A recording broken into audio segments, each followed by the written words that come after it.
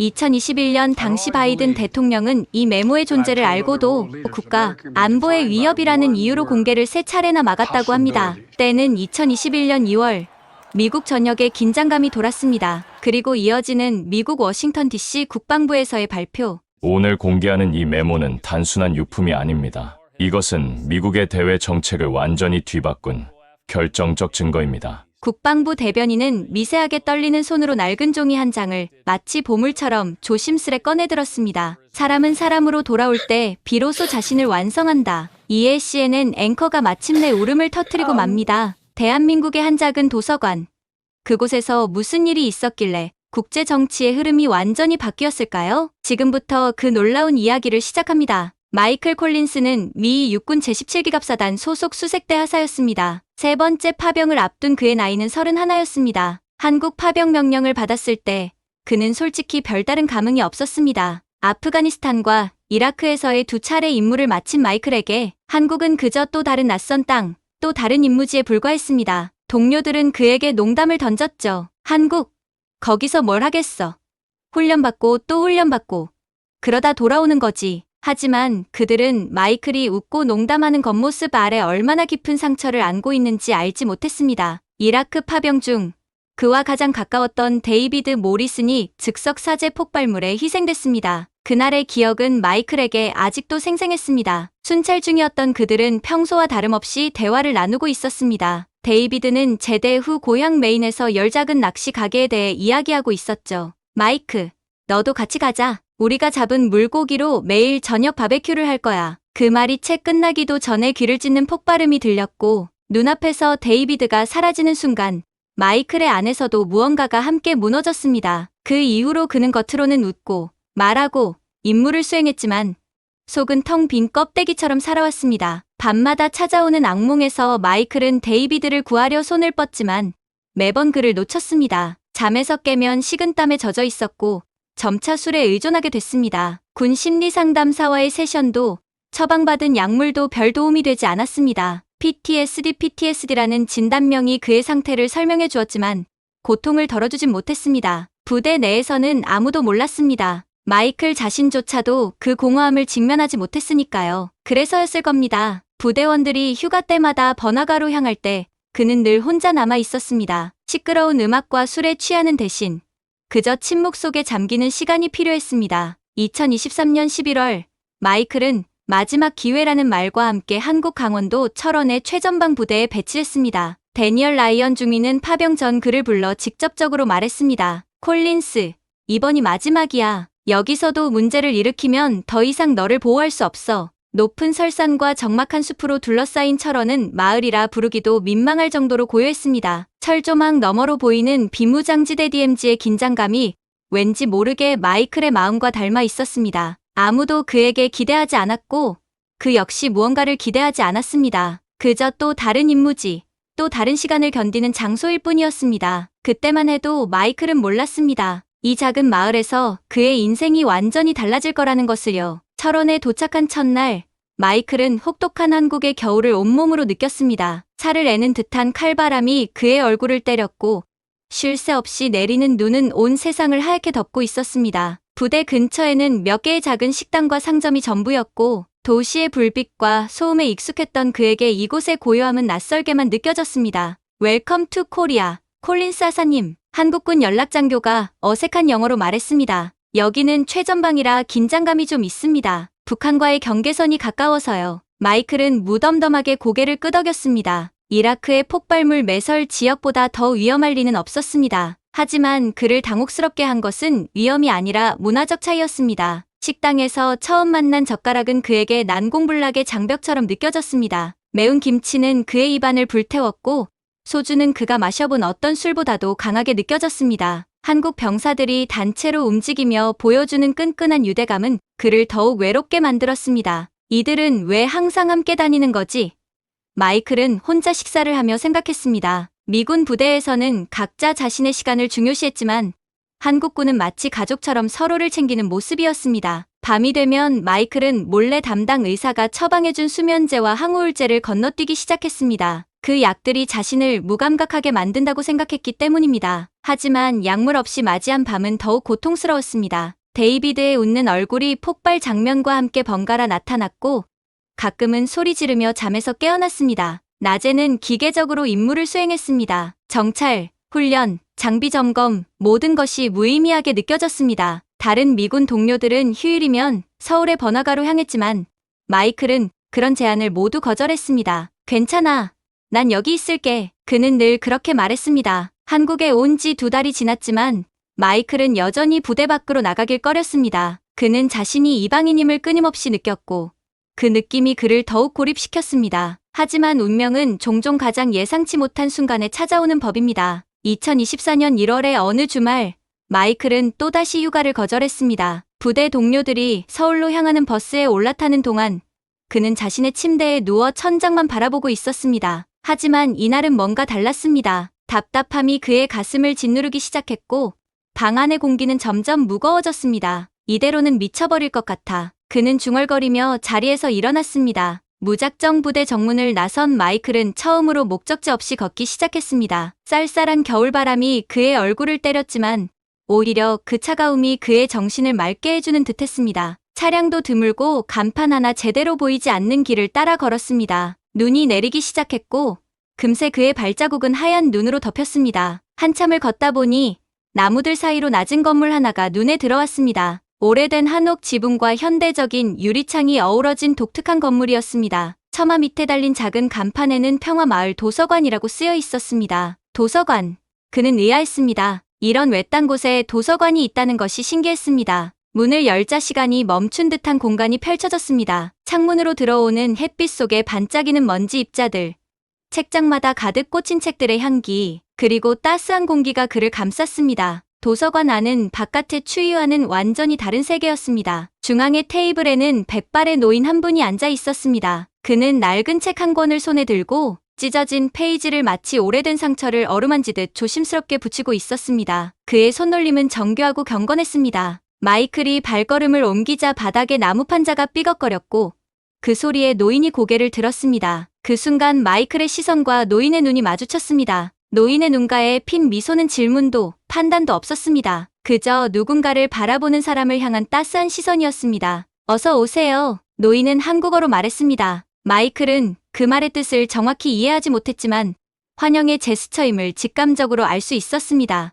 마이클은 어색하게 고개를 끄덕이며 안으로 들어섰습니다. 그때 노인이 의외의 말을 영어로 건넸습니다. 책은 사람의 상처를 치유합니다. 그 간단한 문장에 마이클은 놀라움을 감추지 못했습니다. 노인은 다시 자신의 작업으로 돌아갔고 마이클은 조용히 책장들을 둘러보기 시작했습니다. 대부분은 한글 책이었지만 한쪽 구석에는 영어 원서들이 모여 있었습니다. 그날 마이클은 문득 보이는 책 한 권을 집어 여러 시간을 그곳에서 보냈습니다. 그리고 떠나기 전 노인의 이름표를 보았습니다. 최윤석 관장. 이것이 마이클 콜린스의 인생의 전환점이었습니다. 아무도 예상하지 못했던 한국의 작은 도서관에서 시작된 여정이었습니다. 며칠이 지나자 도서관은 어느새 마이클의 일상 속 가장 소중한 안식처가 되었습니다. 부대에서는 명령을 따르는 기계 같은 병사였지만 이곳에서는 그저 한 사람 마이클 콜린스로 존재할 수 있었습니다. 도서관에 도착할 때마다 최 관장은 항상 그 자리에 계셨습니다. 창가에 반사된 햇빛 속에서 책과 대화하듯 손길을 옮기는 모습, 그 한결같음이 묘하게 마이클의 가슴을 진정시켰습니다. 어서 오세요. 최 관장의 인사는 언제나 짧고 담백했습니다. 하지만 그 한마디에는 세상 어디에서도 마이클이 느끼지 못했던 따뜻한 환영이 담겨 있었습니다. 어느 날 마이클은 용기를 내어 최 관장에게 다가갔습니다. 그는 최 관장이 책을 수리하는 모습을 유심히 관찰해왔습니다. 찢어진 책장을 붙이고 해진 표지를 새롭게 감싸는 그 정성 어린 모습에 가슴이 절렸습니다.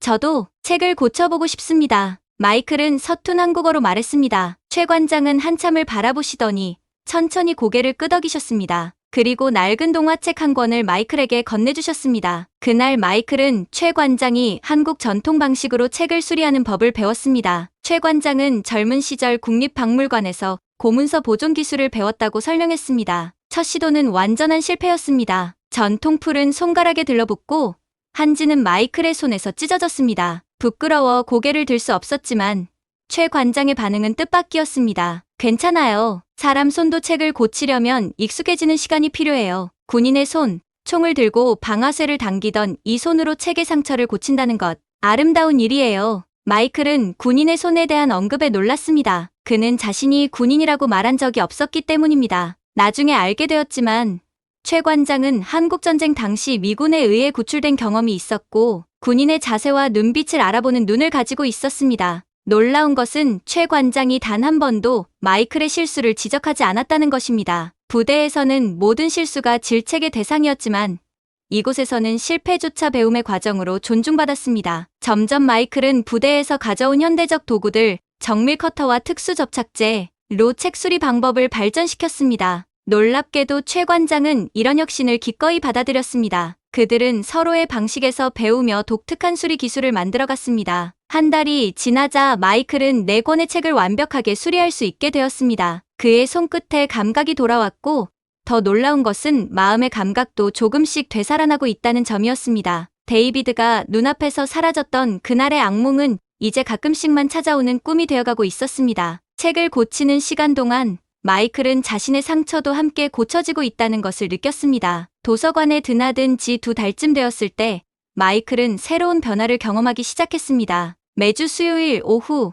도서관에는 마을의 아이들이 모여들었습니다. 최 관장이 진행하는 이야기 시간이 있었던 것입니다. 아이들은 둥글게 모여 앉아 최 관장의 옛날 이야기에 귀를 기울였습니다. 처음에 마이클이 나타났을 때 아이들은 낯선 미군을 보고 놀라 수군거렸습니다. 마이클은 조용히 뒤로 물러서려 했지만 최 관장이 그를 불러세웠습니다. 마이클 씨, 아이들에게 영어 동화책을 읽어주면 어떨까요? 망설이던 마이클은 결국 몇몇 아이들 앞에 앉아 영어로 3마리 아기 돼지 이야기를 읽어주기 시작했습니다. 처음에는 어색했지만 아이들의 호기심 어린 눈빛에 점차 자신감이 생겼습니다. 목소리에 강약을 주고 등장인물마다 다른 목소리를 내자 아이들은 영어를 다 이해하지 못해도 즐거워했습니다. 그 후로 매주 수요일은 마이클의 영어 이야기 시간이 되었습니다. 아이들의 수는 점점 늘어났고 그들과 함께하는 시간은 마이클에게 잊고 있던 순수한 기쁨을 되찾아 주었습니다. 하지만 마을의 어르신들은 여전히 그를 경계했습니다. 한국전쟁의 기억이 남아있는 세대에게 미군은 복잡한 감정을 불러일으켰기 때문입니다. 그런 와중에 최 관장의 손녀 수진이 대학 방학을 맞아 마을에 돌아왔습니다. 21살의 수진은 서울대학교에서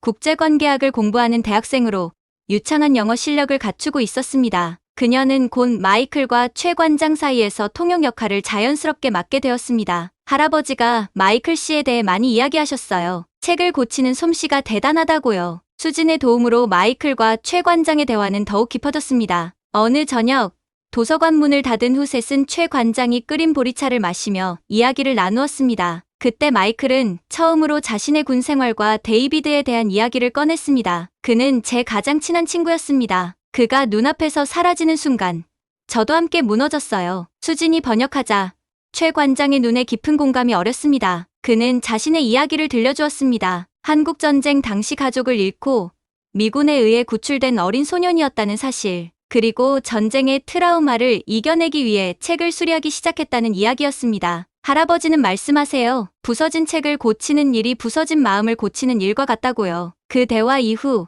마이클과 최 관장 사이에는 더 이상 설명이 필요 없는 깊은 이해가 생겼습니다. 그들은 서로 다른 전쟁, 다른 시대의 상처를 가진 사람들이었지만 그 아픔의 본질은 같았습니다. 점차 마이클은 자신의 미군 동료들을 도서관으로 초대하기 시작했고 한미 문화 교류의 밤이라는 작은 행사가 도서관에서 열리기도 했습니다. 처음에는 의심의 눈초리를 보내던 마을 주민들도 점차 마음의 문을 열기 시작했습니다. 봄이 오던 어느 날 마이클은 도서관에 들어서자마자 무거운 분위기를 감지했습니다. 최 관장과 수진이 심각한 표정으로 서류를 보며 이야기를 나누고 있었습니다. 두 사람의 얼굴에는 걱정의 그림자가 드리워져 있었습니다. 무슨 일이에요?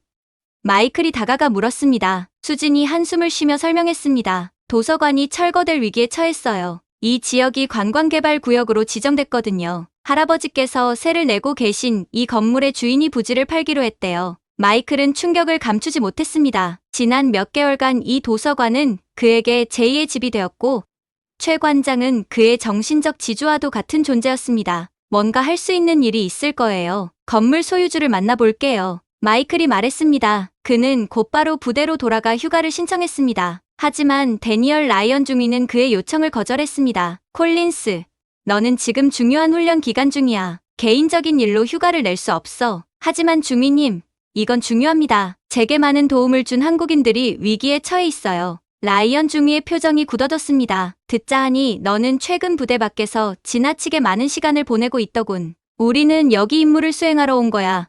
현지인과 어울리러 온 게 아니라고. 마이클은 상관의 명령에 따를 수밖에 없었지만 도서관을 돕기 위한 다른 방법을 모색했습니다. 그는 자신의 소셜 미디어 계정에 도서관의 상황과 사진을 공유하며 도움을 요청했습니다. 이 작은 도서관은 한국과 미국의 문화 교류의 장입니다. 전쟁의 상처를 책으로 치유하는 이곳이 사라질 위기에 처했습니다. 그의 게시물은 예상보다 큰 반향을 일으켰습니다. 미국 본토의 친구들뿐만 아니라 한국의 언론도 이 이야기에 관심을 가졌습니다. 미군 하사가 지키려는 우리의 오래된 도서관이라는 제목의 기사가 한국 신문에 실렸고 이 소식은 빠르게 퍼져나갔습니다. 하지만 이 상황은 곧 예상치 못한 방향으로 흘러갔습니다. 미군 하사가 한국 내부 문제에 개입한다는 비판의 목소리도 나왔고 일부 정치인들은 이를 주한미군의 부적절한 간섭이라고 주장했습니다. 부대 내에서도 마이클에 대한 시선이 분열되었습니다. 일부 동료들은 그의 행동을 지지했지만 다른 이들은 그가 불필요한 문제를 일으키고 있다고 비난했습니다. 결국 주한미군 사령부는 공식 입장을 발표했습니다.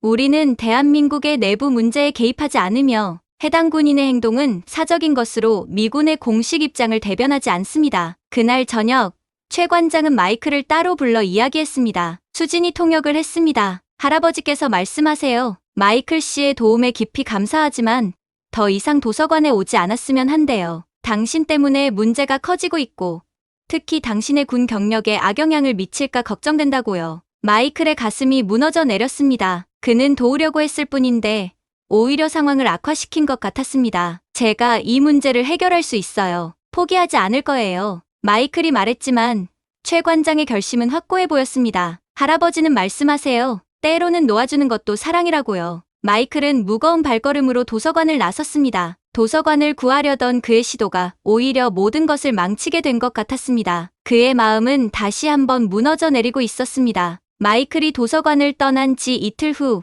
예상치 못한 명령이 내려왔습니다. 데니얼 라이언 중위가 그를 사무실로 불러들였습니다. 콜린스, 즉시 체코나토 훈련의 파병 명령이 내려왔다. 다음 주 월요일 출발이다. 마이클은 그 명령이 자신의 최근 행동과 관련 있다는 것을 직감했습니다. 징계 대신 그를 빠르게 한국에서 이동시키기로 한 것입니다. 그는 반박할 수 없었고 다만 고개를 끄덕일 뿐이었습니다. 알겠습니다, 중위님. 사무실을 나오자마자 그는 도서관으로 달려갔습니다. 하지만 도착해보니 문이 굳게 닫혀 있었고 휴관 팻말이 걸려 있었습니다. 여러 번 문을 두드렸지만 아무도 응답하지 않았습니다. 절망감에 휩싸인 마이클은 수진에게 전화를 걸었습니다. 그녀의 목소리는 평소보다 지쳐 있었습니다. 할아버지가 폐렴으로 병원에 입원하셨어요. 너무 많은 스트레스를 받으셨나 봐요. 마이클은 충격을 받았습니다. 어느 병원인지 알려줄 수 있어요? 가봐야겠어요. 부대 규정상 안 될 거예요. 게다가 할아버지도 마이클 씨가 더 이상 문제에 얽히지 않기를 바라셨어요. 하지만 마이클은 결심했습니다. 이게 마지막 기회일지도 모른다는 생각에 그는 부대 규정을 어기고 병원을 찾아갔습니다. 철원 지역 종합병원 3층 최 관장의 병실 앞에서 마이클은 잠시 망설였습니다. 문을 열자 산소 마스크를 쓴 최 관장이 침대에 누워 있었습니다. 그의 모습은 몇 주 전보다 훨씬 쇠약해 보였습니다. 수진이 침대 옆에 앉아 있다가 마이클을 보고 놀란 듯 일어섰습니다. 여기 어떻게? 수진의 말이 끝나기도 전에 최 관장이 손짓으로 마이클을 가까이 오라고 했습니다. 마이클이 침대 곁에 무릎을 꿇자 최 관장은 산소 마스크를 잠시 벗고 약한 목소리로 말했습니다. 수진이 통역했습니다. 할아버지가 비밀을 말씀하고 싶대요. 한국전쟁 때 할아버지의 가족을 구해준 미군 소대장의 이름은 콜린스였대요. 당신의 성을 처음 들었을 때 할아버지는 그것이 운명이라고 느꼈대요. 마이클의 눈에 눈물이 고였습니다. 우연의 일치였을 수도 있지만 그것은 마치 신비로운 연결고리처럼 느껴졌습니다. 최 관장은 이어서 말했습니다. 내 인생에서 미군은 2번 나를 구했다. 한 번은 전쟁에서 내 몸을, 또 한 번은 평화 속에서 내 마음을. 그날 그들은 서로의 모국어로 중요한 문장을 가르쳐 주었습니다. 마이클은 최 관장에게 Thank you for healing my wounds라고 가르쳤고 최 관장은 마이클에게 사람은 사람으로 돌아올 때 비로소 자신을 완성한다를 가르쳤습니다. 떠나기 전 최 관장은 100년 된 한지로 만든 특별한 책갈피를 마이클에게 건넸습니다. 그 위에는 한글로 정성껏 쓰인 문구가 있었습니다. 언제든 돌아오면 이 자리에 있을게. 마이클은 자신의 군인 신분증 태그를 풀어 최 관장에게 남겼습니다. 꼭 돌아오겠습니다. 약속합니다. 체코로 떠나기 전날 밤, 마이클은 수첩을 펴고 마지막 페이지에 최 관장에게 배운 한국어 문장을 적었습니다. 사람은 사람으로 돌아올 때 비로소 자신을 완성한다. 나는 이곳에서 다시 사람이 되었다. Retreat Claude can make mistakes. Please double check responses. 체코 프라하 근교의 나토 훈련 기지는 한국과는 완전히 다른 분위기였습니다. 중부 유럽의 쌀쌀한 공기, 오래된 석조 건물들, 그리고 다양한 국적의 군인들이 모여있는 이곳에서 마이클은 또 다시 이방인이 되었습니다. 콜린스 하사, 여기서 러시아 국경까지의 군사 긴장감은 상당히 높다. 이번 훈련은 실전과 다름없을 거야. 훈련 지휘관인 에릭 호프만 대위가 첫날 브리핑에서 말했습니다. 마이클은 묵묵히 새로운 임무에 적응해 나갔습니다. 하지만 그의 마음은 여전히 한국의 작은 도서관에 남아 있었습니다. 밤마다 그는 최 관장이 준 책갈피를 꺼내 바라보았고 그 위에 적힌 한글 문장을 되뇌었습니다. 어느 날 마이클은 기지 내 작은 도서관에서 책을 수리하기 시작했습니다. 처음에는 혼자 조용히 작업했지만 곧 다른 군인들의 관심을 끌게 되었습니다. 어디서 그런 기술을 배웠어? 폴란드 출신의 군인이 물었습니다. 한국에서 한 노인분에게서 배웠어. 마이클이 대답했습니다. 이야기를 들은 다른 군인들도 호기심을 보였고 마이클은 자연스럽게 그들에게 한국에서 배운 책 수리 기술을 가르치기 시작했습니다. 매주 목요일 저녁 다국적 군인들이 모여 낡은 책을 고치는 시간이 생겼고 마이클은 그때마다 최 관장의 이야기를 조금씩 들려주었습니다. 책을 고치는 것은 단순한 수리가 아니라 역사를 보존하는 일이에요. 그리고 때로는 우리 자신도 함께 고쳐집니다. 이 활동은 곧 기지 지휘관들의 주목을 받게 되었고 모범 사례로 선정되기도 했습니다. 마이클은 심지어 화상통화 기술을 이용해 한국 도서관과 체코 기지를 연결하는 공동 독서 세션을 시작했습니다. 수진이 회복된 최 관장과 함께 화면에 나타났을 때 마이클의 눈에는 기쁨의 눈물이 고였습니다. 주한미군 심리상담사였던 제니퍼 박사는 마이클의 변화를 PTSD, 회복 사례 연구로 제안했고 군 내부 뉴스레터에는 책으로 연결된 세계라는 제목의 기사가 실렸습니다. 그러나 2024년 8월 체코의 혹독한 겨울훈련 중 예상치 못한 사고가 발생했습니다. 마이클과 3명의 동료가 탄 장갑차는 타트라 산맥의 험한 지형에서 훈련 중이었습니다. 갑작스러운 눈보라가 몰아치면서 시야는 제로에 가까워졌고 통신도 두절되었습니다. 우리 위치를 알 수 없어. 지도상으로는 이쪽이 안전한 경로였는데 운전병이 소리쳤습니다. 마이클은 침착하게 대응했습니다. 일단 차량을 세우고 상황을 판단하자. 하지만 그 순간 장갑차 아래의 얼음이 깨지는 소리가 들렸습니다. 그들은 눈에 덮인 얼어붙은 호수 위에 있었던 것입니다. 순식간에 무거운 장갑차는 얼음을 깨고 가라앉기 시작했습니다. 모두 밖으로 나가! 마이클이 외쳤습니다. 혼란 속에서 3명의 동료들은 탈출에 성공했지만 마이클은 몸이 끼어 빠져나오지 못했습니다. 차가운 물이 빠르게 차오르는 순간 그는 군복 안주머니에서 최 관장의 책갈피를 꺼내보았습니다. 언제든 돌아오면 이 자리에 있을게. 물이 목까지 차오르는 순간 마이클은 마지막으로 도서관을 떠올렸습니다. 햇살이 비치는 책상, 최 관장의 미소, 책 넘기는 소리, 그리고 그가 그곳에서 다시 찾은 인간다움. 다시 돌아갈 수 있을까? 그 질문이 마지막 의식이었습니다. 장갑차는 완전히 물속에 잠겼고 구조대가 도착했을 때는 이미 늦었습니다. 마이클의 시신은 방수 케이스에 담긴 책갈피와 수첩과 함께 발견되었습니다. 체코 프라하에서 열린 마이클 콜린스 하사의 추모식은 엄숙함과 슬픔으로 가득했습니다. 나토 훈련에 참가하던 다양한 국적의 군인들이 참석했고 그와 함께 책 수리를 배웠던 동료들은 특별히 제작한 가죽 표지에 추모록을 전시했습니다. 마이클은 단순한 군인이 아니었습니다. 그는 평화의 메신저였습니다. 에릭 호프만 대위가 추모사에서 말했습니다. 그는 우리에게 전쟁의 상처를 치유하는 방법을 가르쳐 주었습니다. 마이클의 소지품 중 발견된 방수 케이스에는 한글로 쓰인 책갈피와 그의 수첩이 고스란히 보존되어 있었습니다. 그 내용이 미 국방부에 전달되자 놀라운 일이 벌어졌습니다. 워싱턴에서 국방부 대변인은 특별 브리핑을 소집했고 마이클의 이야기와 그가 남긴 메모를 공개했습니다. 사람은 사람으로 돌아올 때 비로소 자신을 완성한다. 나는 이곳에서 다시 사람이 되었다. CNN은 즉시 특별 보도를 시작했습니다. 한국의 작은 도서관에서 체코 전선까지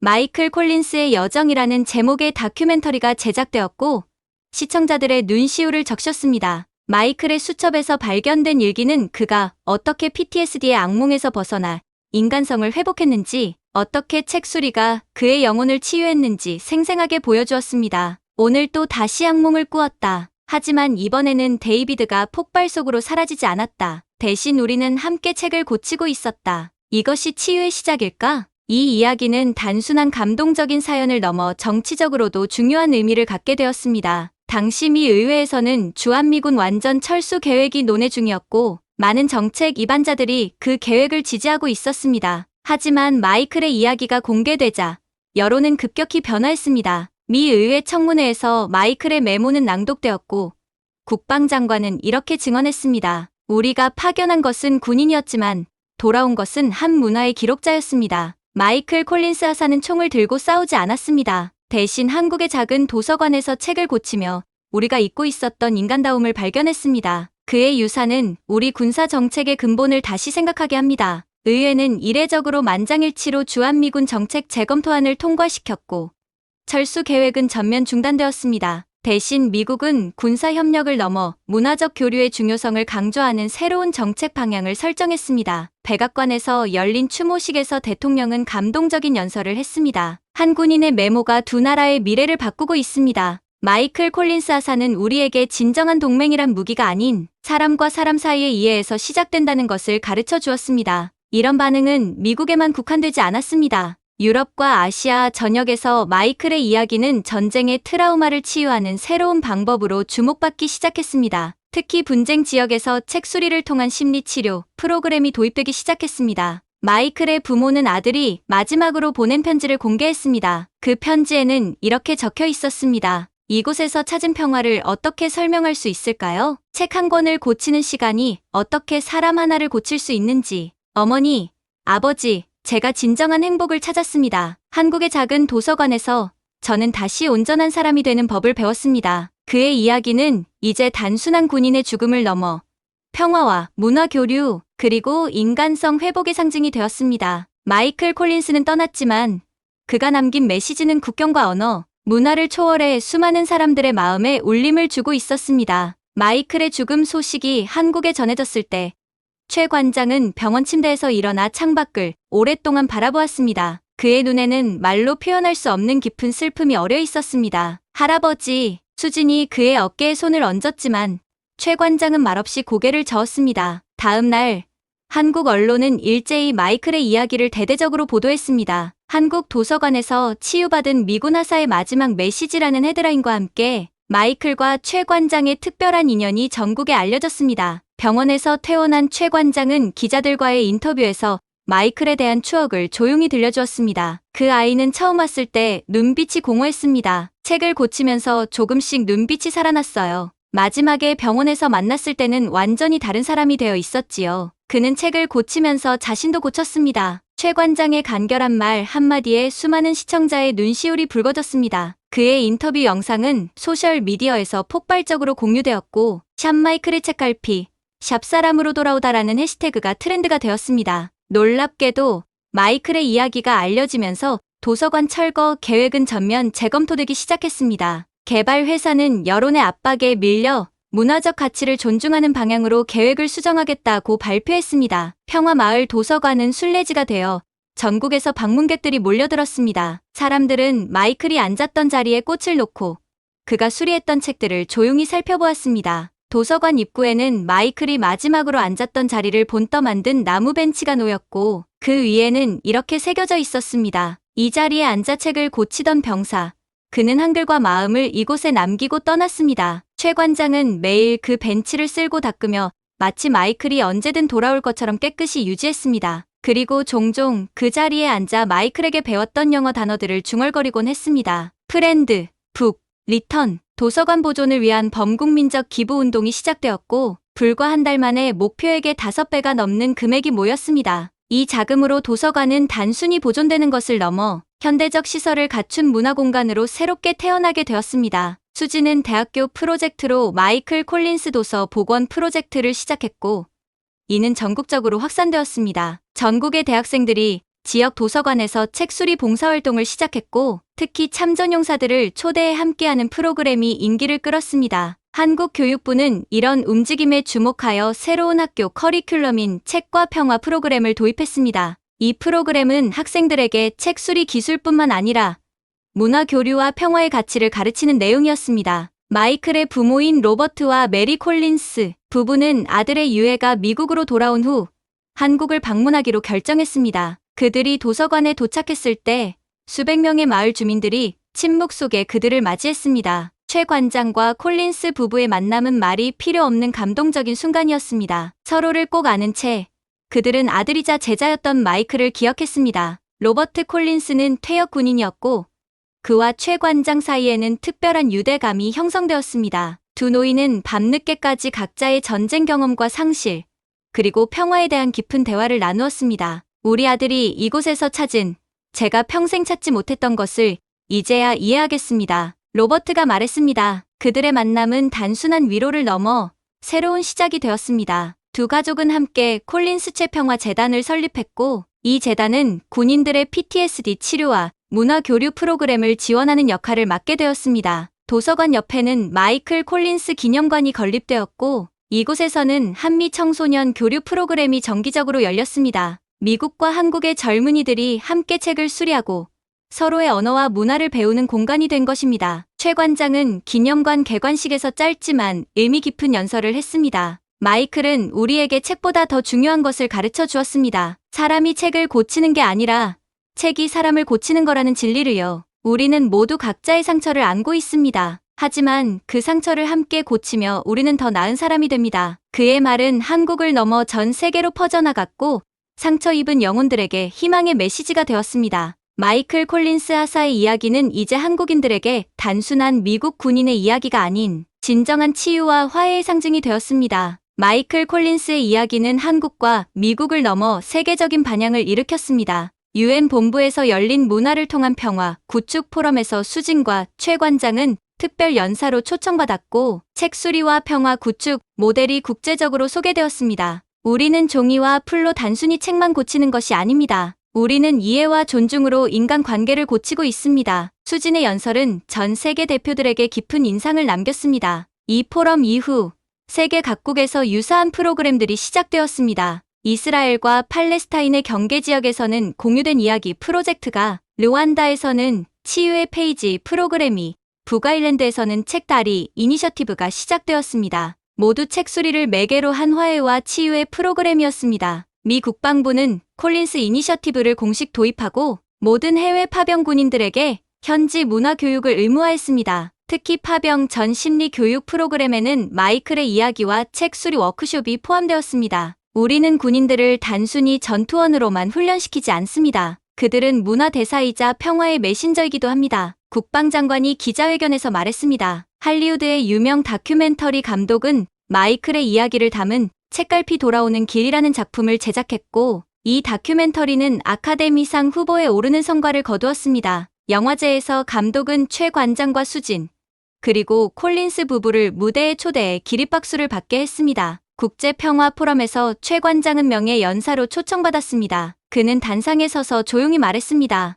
저는 한국전쟁에서 가족을 잃었습니다. 오랫동안 미움을 품고 살았습니다. 하지만 책을 고치며 저 자신도 고쳐졌고 마이클을 만나며 인류애를 다시 배웠습니다. 우리 모두의 영혼에는 수리가 필요한 페이지가 있습니다. 서울 남산공원에는 사람은 사람으로 돌아올 때 비로소 자신을 완성한다라는 문구가 새겨진 평화 기념비가 세워졌습니다. 이 문장은 이제 세계 여러 언어로 번역되어 분쟁 지역의 화해 프로그램에서 모토로 사용되고 있었습니다. 한국, 미국, 체코는 공동으로 3국 평화 교육 프로그램을 수립했습니다. 이 프로그램은 세 나라의 청소년들이 함께 역사를 배우고 책을 수리하며 서로의 문화를 이해하는 교류 프로젝트였습니다. 첫 번째 캠프는 철원의 평화마을 도서관에서 개최되었습니다. 아프가니스탄, 시리아, 콩고와 같은 전쟁 지역에서도 책으로 연결된 평화 캠페인이 시작되었습니다. 현지 NGO들은 파괴된 도서관을 재건하고 책 수리를 통한 트라우마 치료 프로그램을 운영했습니다. 그 결과